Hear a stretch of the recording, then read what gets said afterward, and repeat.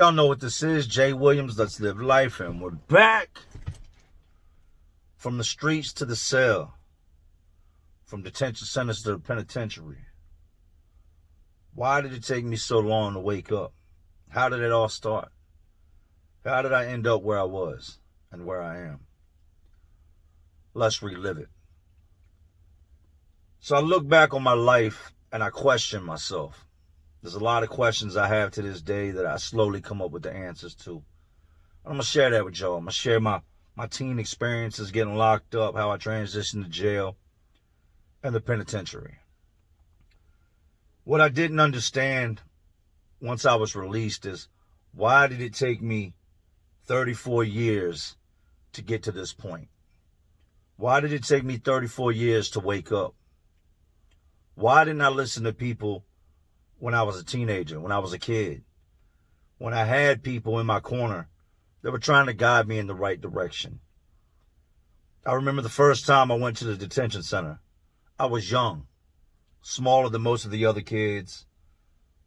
Not a big kid at all, you know. I get in the chow hall and it's burger day. And when you say burger or you think of burger, you think of McDonald's, you think of the grill at home. Nah. This is like a freeze-dried patty that's heated up. Now imagine throwing it on the ground, letting it sit there 3 days, picking it up, rinsing it off, making it a little moist, and putting it on a bun. That's what it reminded me of. Something old they had found somewhere. No flavor. Ketchup packet, mustard packet, some green beans, some other little stuff on my tray. I sit down at this table. I must have been there maybe 2 days. I sit down at this table with my tray, and I've got my little juice cup, and I've got to go to the juice machine and get juice. I get up from the table, I go over to the juice machine, and I'm just this little guy, maybe 75, 80 pounds. I fill my cup up with juice, I come sit back down at the table, and I look down at my tray, and my burger is gone. I look at the kids, at 3 other dudes that are sitting with me, and they have taken my burger and split it in half. Half of it's on one kid's tray, half of it's on another. They're all bigger than me. What am I supposed to do? I had a bad temper, a really bad temper, even for being a small child, because of what I was dealing with at home, the abuse I took at home. I was already a fighter. I knew I was going to lose this situation, but I knew that I couldn't just let the people take my food. So what do? You would think I jumped up and punched people. No, I took my arm and I smacked all the trays off the table. Even the kid that was sitting across from me, that he was their friend, so I can't say he didn't have anything to do with it. I just pushed all the trays off the table. If I can't eat, can't nobody eat. They jumped me right there, beat me down. You know what I mean? To the point that it wasn't like I was fighting. I tried to fight, but they were on me so fast that in a matter of seconds, I was on the ground being kicked. They're on top of me, punching me. The guards come running over and pull them off of me. They take us all to our cells, lock us in our cells. They didn't have a hole at this time. You would just go to your cell and be locked in. As I'm in this cell, I remember everything my mom had said, teachers in school had said, the judge had said. They had all tried to guide me down the right road. They'd all tried to keep me from ending up where I was. You know, the judge had done things like, giving me community service, picking up trash at the dump, different things to try to keep me from ending up where I was. My mom used to, she would try to ground me, and I would just sneak out in the middle of the night and go hang out with the gang members, go hang out with the older dudes, go smoke weed, run the streets till 4 or 5 o'clock in the morning when I know, like, my mom's alarm is going to go off, and I'd come back home and sneak back in through the window. But they take me to my cell after I get jumped. And it's crazy. There's certain things that you can just remember in life, and you remember vividly. And I remember this so clear. I remember I'm standing on my bunk, and the window, it's not really a window. It's just like a slot with plexiglass. You can look outside. And I was so small, I had to stand on my tippy toes to look outside. Here I am, this little kid with these knots on my head, bruises. I'm all beat up from these other kids. I haven't eaten. I'm hungry. And I'm looking out the window, and I see these other kids, and it's crazy, riding their bikes down the street, just being kids. And here I am on the inside looking out at these children that are doing what they should be doing. I do a couple months in there. I'd get released, and it would be just a constant cycle of the same thing. After that incident with these kids, I ended up fighting over the littlest things while I was in the detention center because, I was smaller, I was an easy target, but I wouldn't back down. I don't know if dudes thought they could get some points off of beating on me or whatever, but I would continue to fight. Now, when I come out to the detention center, it made me feel tough. I returned to school. I haven't been in school because I've been locked up. Now I'm walking around like I'm tough because I've been locked up. When in reality, I'm a whole entire moron. What I'm not realizing is that these kids that are in there doing good, the kids I laugh at and joke about, these are the kids that go on to be your bosses. These kids that actually follow the rules and do right in life are the kids that go on to be successful. Not me. I just wanted to be a thug. Shortly after this, man, I'm probably 14 years old. I'm selling weed, smoking weed every single day. I skipped school so long. When I say skip school, I skipped so long that when I got caught by the truancy officer and they brought me home to my mom took me to the school to find out why she hadn't been notified that I was skipping school. And they told my mom, he hasn't been here in so long that he's no longer even a student. He's no longer even enrolled on our roster. She gets me back in school. I'm in school. I'm selling weed, fighting kids, getting suspended left and right. It's a no-brainer where I'm headed with this. The judges are tired of playing with me. They know that trying to cut me a break is what's not going to work for me. That's what they're going to give the other kids. We fast forward years down the road, the beatings at home from my father, they're there every day. If I don't get beat, it's a good day. So I would sneak out the house and I would turn to the streets because I felt like that's when I was happy. I was only happy when I was around other dudes that had similar lives to me or chaotic lives. When I was at my house, there was no smiling. I kept getting in trouble. Went here, went there, locked up, out, in, out, in, out, in, out. I get to the point where I'm 18 years old and it's no more games. There is no more detention center for me. It's off to jail I go. Now, a lot of these kids I was in the detention center with, some of them had murder charges. There was a girl that used to sit beside me in class named Wendy that had killed her mom. When she turns 18, she's headed off to the penitentiary. Today, I look back on it, a lot of these kids, Philip and Travis Friend, they were in the detention center with me. They went on to kill truck drivers. Their mom posed as a prostitute, and they killed these truck drivers and stole this big rig with this plan of going to, do this and do that. I was just like these dudes. I was just lucky enough that I never fell that deep into it to where I killed somebody. My thing was robbery, taking things from people, jacking people, selling drugs, stealing. I don't know why I did it. I don't know why I didn't listen. All I had to do was listen. But I felt like, as a teenager, like I was alone, like nobody understood me, like it was me versus the world, me against everybody. I bucked every chance I got. And in not listening, every time I turned around, I was locked up. It's sad. I don't even remember the first time I went to jail. A lot of people have a story on the first time they went to jail. I don't have one because I don't even know when it was. I went to jail so many times that I can actually not tell you what the first experience was like. Because after being in the detention center, it all kind of just blurred together. When I got to jail, I remember this, I wasn't scared. And that's not normal. To walk into a place with guys that are locked up for rape, murder, child molestation, armed robbery. I'm here with all these different guys from all these different walk of lives, and I'm not scared because I've already been through this with the detention centers. I will continue to get in trouble. I'm back and forth from Philly. I'm up in Philly selling drugs, robbing people. I get caught.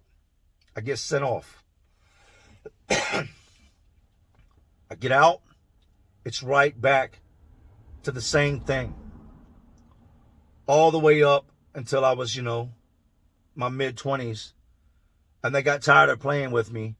and they sentenced me to 10 years. They actually gave me 40 years. They gave me 20 years for robbery, 20 years for malicious wounding, with 30 suspended. If you don't know what malicious wounding is when you hurt somebody to the point that they're permanently disfigured. Intent to maim, kill, or disfigure. If you shoot at somebody, that's an attempted murder, attempted malicious wounding. If you shoot at them and you hit them, that's malicious wounding. There's the difference. We have maliciously wounded somebody. I would be in prison for many years, doing the same things I was doing always. Didn't get it. In there robbing people, extorting people, fighting nonstop. I had this rage inside of me, and I felt like I had something to prove, and I didn't know why. I woke up one day, and I had talked to my mom. She'd come to visit me, and I was about 7 years in on a 10-year sentence.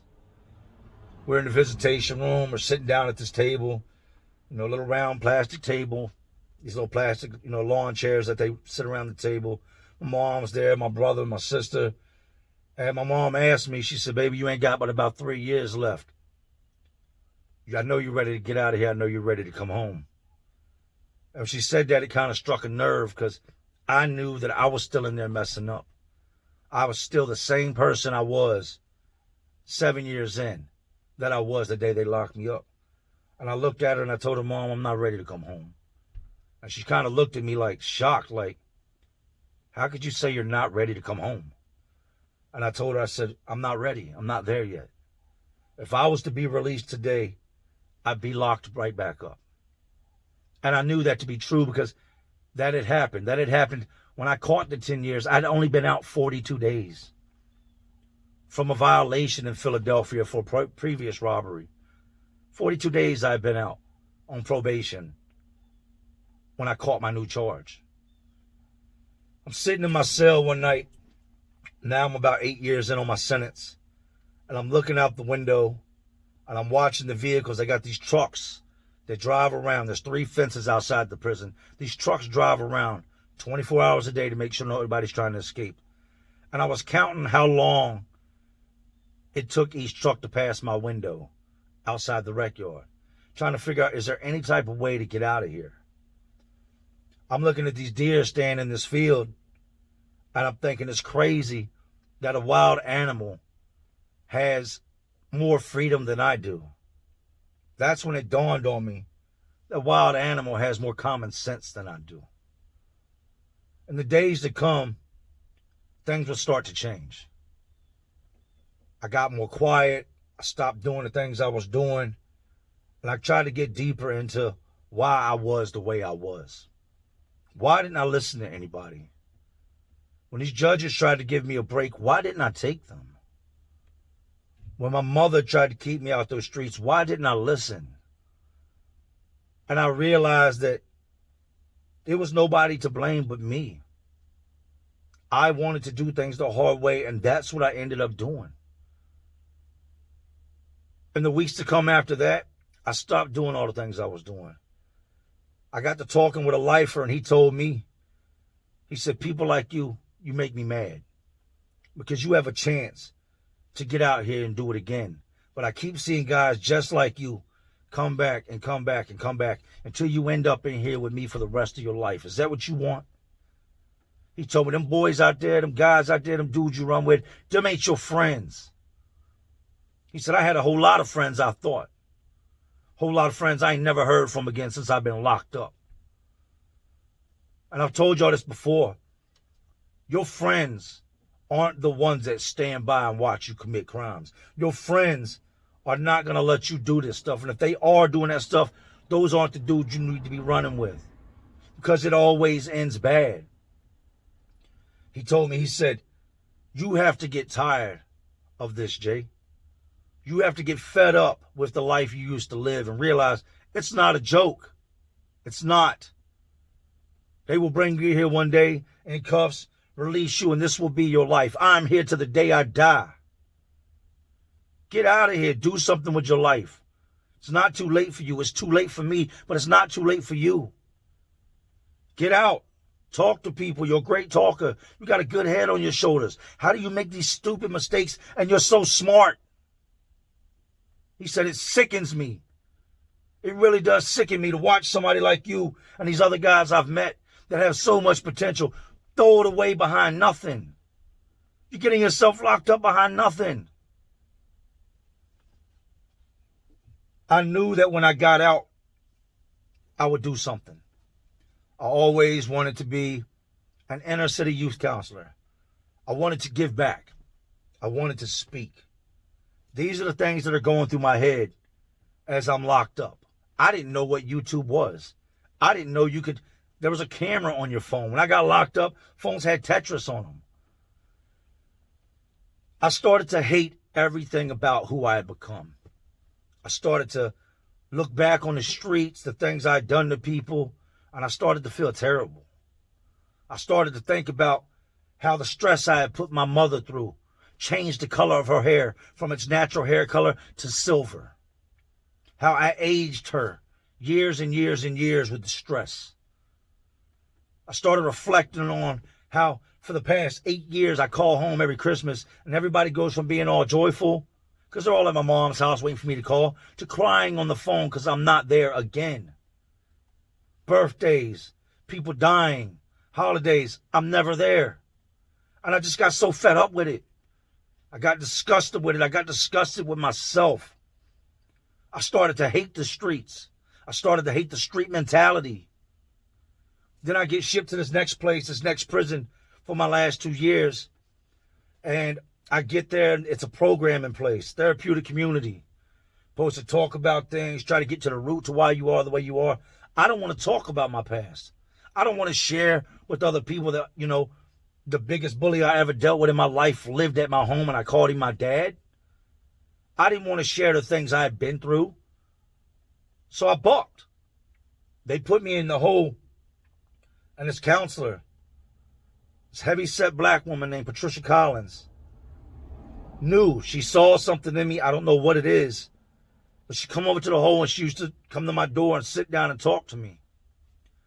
And that's when she introduced me to the concept of changing the way you think. That's when she told me, she said, Jay, you've got to change the way you think. And I really thought this woman was crazy. Like, how do I change the way I think? I was so stuck on, this is who I am. I can't be nobody else but myself. When in reality, that wasn't who I was. To the younger guys watching this, the person you pretend to be a lot of times is not who you really are. There is you, and then there is who you are around your friends, around guys that you want to impress or be the big dog around, or who you are around the females. You're somebody completely different. She told me, once you can change the way you think, everything for you will change. She started to tell me, she said, the next time you get into it with somebody and you want to put your hands on them, stop for a second and remember my words. How about if you think in your head, hey, it ain't got to be that serious. I ain't got to fight. I ain't got nothing to prove. And you just walk off. First time that situation come around and I actually did that, it was a humbling experience. I used what she said all the way up until the day I was released. I dug deep inside myself to figure out what was wrong with me, what was causing me to act the way I was.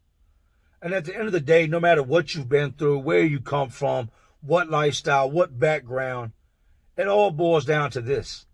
You make your choices. You have the option to go left. You have the option to go right. You have the option to go straight. You have the option to be a follower or a leader. What you do in your younger days is going to determine whether you're going to be the guy that works for somebody the rest of your life or you can be the boss. I've been blessed since I've been out. And that's because I left everything I knew to be true to me or what I thought to be reality inside the penitentiary. I left my old self inside there and came out with a whole different look on life. A decade of my life on that one trip. That last trip to prison was a decade. 10 years.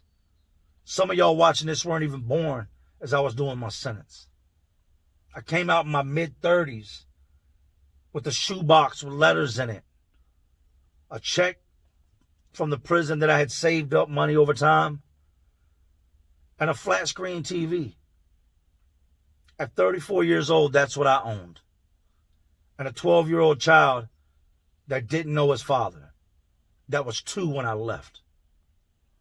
I said, this isn't going to be my life no more. I've got to figure something out. I would run into the guys that I was hanging with, I was kicking it with before prison, and the old me wants to go hang out with them. And I caught myself. Jay, let's get up. Nah, I'm good, man. I'll holler at y'all. I dap them up. Hey, y'all be safe, man. I'm going this way. I worked hard. And the saddest part of all this is, what I was now doing at 34, 35 years old is what I should have been working towards at 14 or 15. But I didn't. I'm blessed to be here today. I'm blessed to be able to talk to y'all. And I hope that, somebody watches this and it helps you. This isn't a video aimed at getting a lot of views. This isn't something I'm looking to go viral. This is a video I'm hoping that can reach out and touch somebody and stop you from being me. Stop you from being that little guy that's in the detention center that has to fight when he should be home playing with his little brother or sister. When he should be home with the kids that aren't going to get him in trouble, or be home eating dinner with his family. You watching this, I hope, has you there at Christmas. I hope it puts you in a position to where when you have a child one day, or if you have a child, you can be there to watch this kid take his first steps. Watch him go to kindergarten. Talk to him the first time he faces a bully, because I wasn't able to do any of that because I chose to do what I wanted to do and not what I should be doing. I'm proud of who I've become. It's been a long road, a hard journey. From a dude that used to run the streets, toting pistols, terrorizing neighborhoods, terrorizing jails, wrecking havoc in the penitentiary, running wild, to a guy that now runs a construction company, owns a construction company, lives in a big, beautiful house. My son has a bedroom that looks like something out of a movie. And it's because I applied myself for once in my life to something other than getting myself in trouble. Like I told you, I didn't know what YouTube was. But I knew I had all this stuff in my head, all this pressure on my chest I needed to release. And once I did the first video, I felt it ease up a little bit. And I knew once the first comment came in that I could reach people and I could help people. Out of all the bad I've done in my life, if this can get through to somebody and make somebody wake up tomorrow and say, you know what? I'm not doing that no more. I'm not smoking weed no more, man. It's going to end bad. It's just going to lead to harder drugs. There's nothing wrong with telling people, I don't want to do that. You only do that because you're afraid of what they'll think if you don't. That's the facts of the matter. It takes a stronger person, a leader, a bigger person to say, nah, I'm not doing that. I hope y'all listen, man. I hope y'all enjoyed the video. I hope for anybody headed down the wrong path, that y'all take the breaks that are offered to y'all in life. If there's a judge that's trying to give you alternate sentencing and that's not trying to lock you up, take his warning, because they can only do that so long before you become that kid that's only got, that little window to look out of that watches the other kids go play. Before you become that kid that's fighting just to eat. Before you get so used to doing this that you wake up one day and you've got gray hairs in your beard, your life has passed you by, and you're sitting in a prison cell. You can weigh out your options. You can do this or you can do that. I am who I am. I will always be who I am. But never again will I be stupid. Never again will I let somebody else influence me or send me down the wrong road.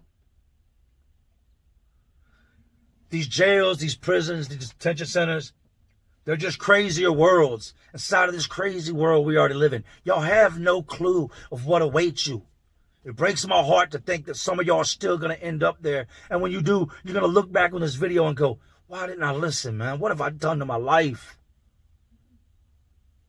Y'all know what I'm doing, man. I'm just trying to keep y'all entertained. Are you not entertained?